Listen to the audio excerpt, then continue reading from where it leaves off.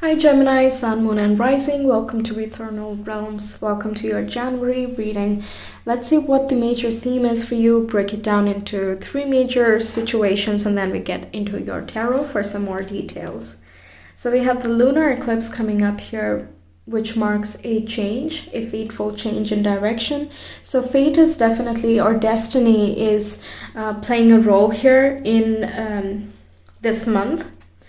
We have three planets turning direct: Mars, the planet of action, Mercury, the planet of the mind and communication, and Uranus, the planet of revolution and breakthroughs as well. So definitely whenever the planets change direction, there is a change in our lives. It can also symbolize that the lunar eclipse that took place in October or November in Taurus Scorpio axis, that is starting to show its effects for you, or it is coming to a sort of manifestation on the outside, even if it's not the complete change yet. So let's break this down. We have Fan, which says romance, celebration, and party. So yeah, going out with friends is a social time. Also, you can meet someone in this period of time here.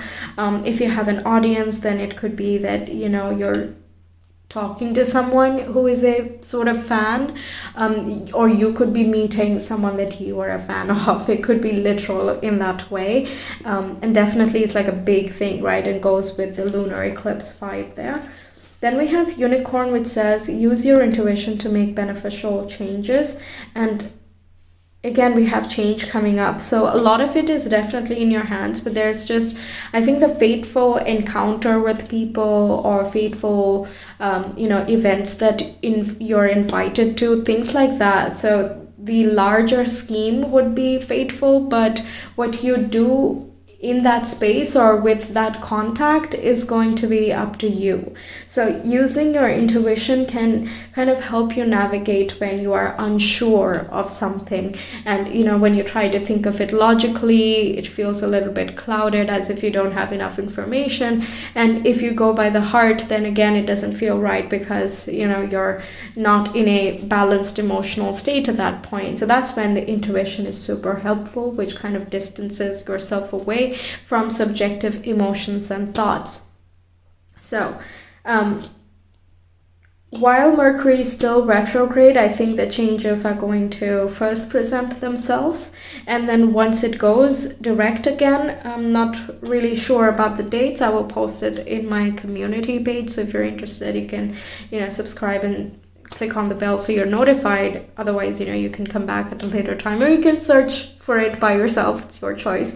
But either way, whenever it does turn direct, that's when the changes will be put in place. So for example, you meet someone in someone's birthday party and then they offer something, but then you take some time to think about it, and then when you get back to, while Mercury is in retrograde, you're still intuitively coming to a conclusion that perhaps you will take up the offer, or perhaps you will be their friend, or whatever the case is. But then you notify them after the planets go direct, right? So like that, the time is kind of crossing over. So the time period would be like 1 week around that time that we're talking about all of this. Okay, this is a bit of a speculation, but yeah, that's kind of a typical scenario how the fatefulness plays out while you still having personal agency. Okay, then we have Mice, which says discord among friends or family. Okay, so there could be some disruptions in that way. And whenever we do talk about changes, there is definitely one party that is not completely on board. So it could be related to friends or family. It could be such a gathering of theirs, and then there is unexpected changes or news that comes about, and they are kind of feeling disrupted. So let's get into the details and see what else is here. We have Three of Wands.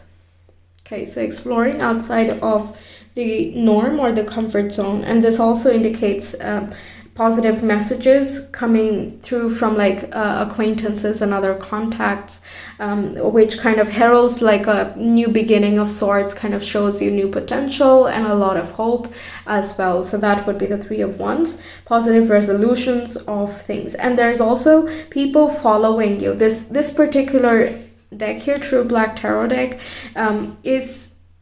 is interpreting this card as, first of all, you're exploring uncharted territory, but then you're also taking people with you, right? So you're taking the people who are your fans kind of with you. So let's say you're switching accounts, but they're still wanting to keep in touch with you, something of that sort. Okay, then we have Three of Pentacles, 2 3s coming up. Okay, this is a cooperative effect, kind of different people working on their particular skill sets to further a cause, putting in the effort, spending the time, and kind of nurturing your projects and things that you like. So it can talk about positive news related with money that comes about here, or it is you daring to take a new road or a new approach in order to build some extra financial or stability for yourself. Three of Pentacles is definitely collaboration, cooperation, partnering with other people who belong to different niches or different skill sets, and that's kind of furthering a joint cause. Even if you have different approaches, you're still working together. So there could be some communication in that way. Okay, then we have, wow, we literally have the Destiny card. And this is actually supposed to be the Wheel of Fortune, but in this deck it is called Destiny. And again, talks about fate. And there are many factors that go into making something happen. So it's not like one simple ideology that we have that, oh, we did good, so everything will be good, etc. Or like we did bad, so everything will be bad.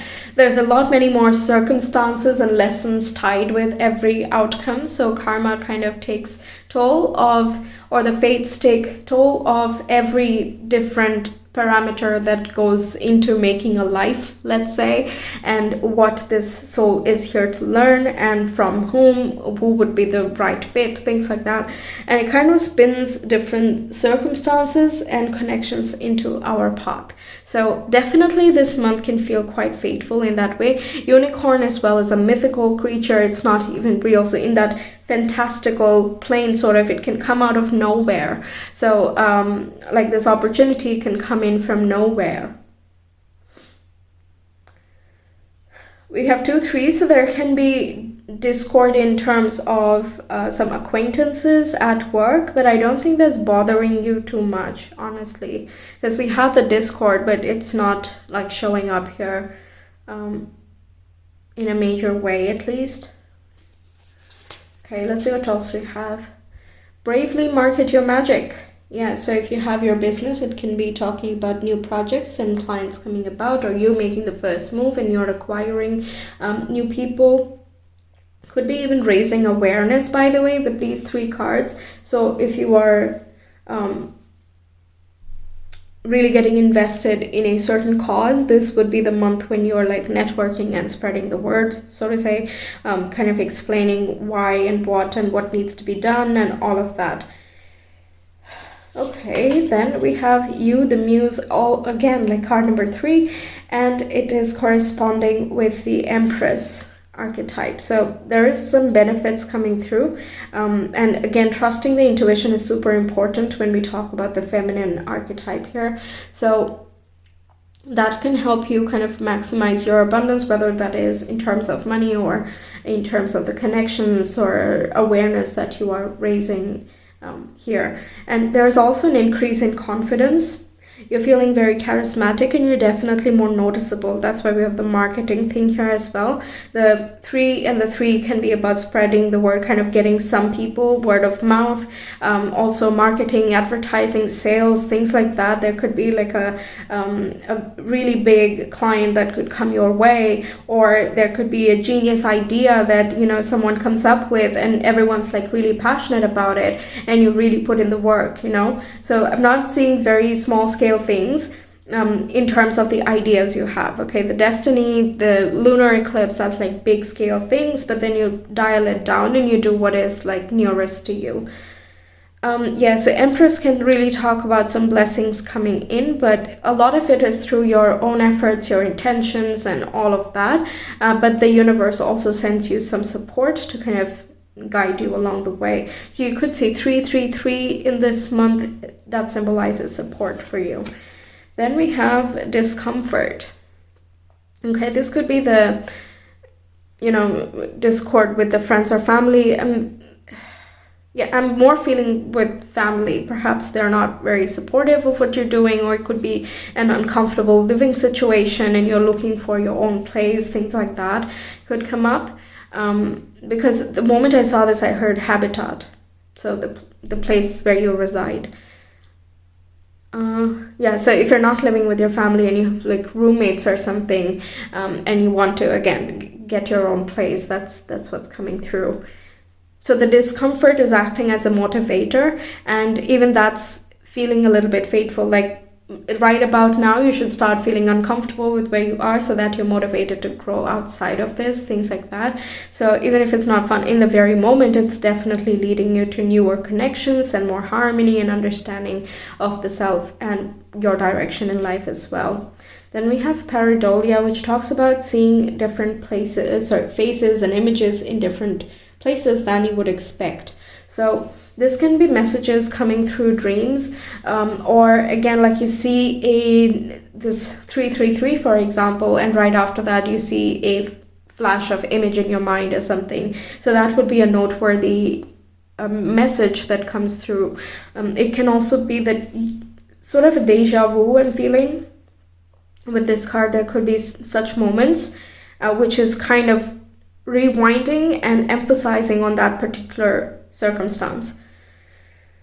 It can also be that you think you've seen someone but you have not, so it can feel a little bit murky and cloudy as a whole. I think this is why the intuition is super important. There's some fuzziness, and whenever we have ecliptic energies talking and also the destiny and fateful languages coming up, we're not really notified, right? It's not like, hey, so I'm going to cause disruption tomorrow from this time to this time. It is going to affect this particular area. It does not give us any memo. So in that moment, we can feel like, what is happening? I don't understand. I thought it was like this and now it is like that. What is going on? Things like that, right? So it can feel a little bit murky, but it is actually clearing things out. Okay. Seems counterintuitive, but don't know how else to say it. With all of this, question mark, like, yeah, destiny will know, and then you will find the resources, you will find the people. That is not the concern. What exactly will happen? There's certain unknown forces here, but definitely you will be taken care of. What else can we know for Gemini? Especially with like Mars turning direct in your sign, the self-marketing, advertisement, showcasing of your personal brand or charisma and all of that can really work. Okay, so we have Aries, Venus, and the 7th house. You have a lot of courage and confidence. It looks like you are meeting new friends, new connections. There could be some, conflicts with, again, close one-on-one relationships, but it can also be in a more healthy competition type of way, where it's like, let's see who makes the most, sales, or who runs the fastest or something. It can be in that healthy competition way where you still enjoy each other's company, but the discord is in that way relatively pleasant. It can also be talking about finding a lot of clients. If you deal with clients, it can be about finding different suitors or feeling very attracted to someone. So there is a feeling of affection here. For some of you, there could be like competition for acquiring this person. So they might have like 2 different people interested in them. But yeah, take that as it resonates. Of course, that's not for everyone. There's passion being reawakened. There is activity starting to happen. We were talking about Mars turning direct. So where is your Aries? That would be in your 11th house. Yeah, so your friendships and your network.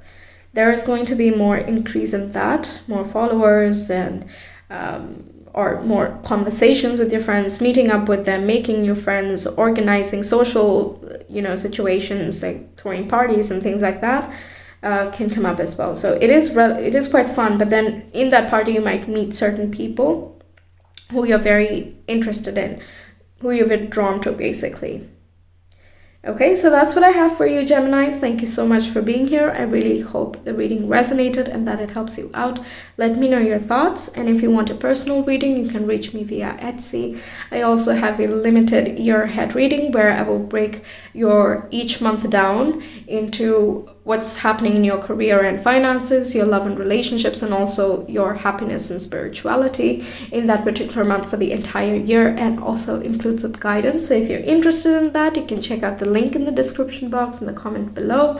And please check your sun, moon, and rising signs, because that way you get a more comprehensive view in the order of rising, and then the sun if you're born in the day, and the moon if you're born in the night. Okay, so with that, I'm gonna leave you here. Take care, have a great month. I will see you some other time. Bye.